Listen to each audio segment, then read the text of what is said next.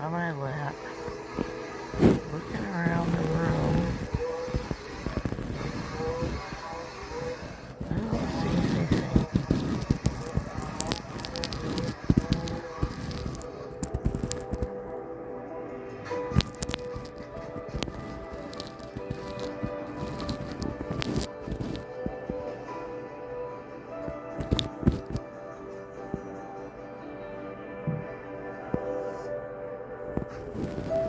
I don't know if it's my heater or what that's scaring her. You know, it has fake flames.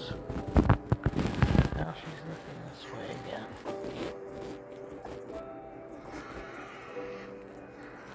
Other than the junk on my table, I don't know what's frightening her so bad.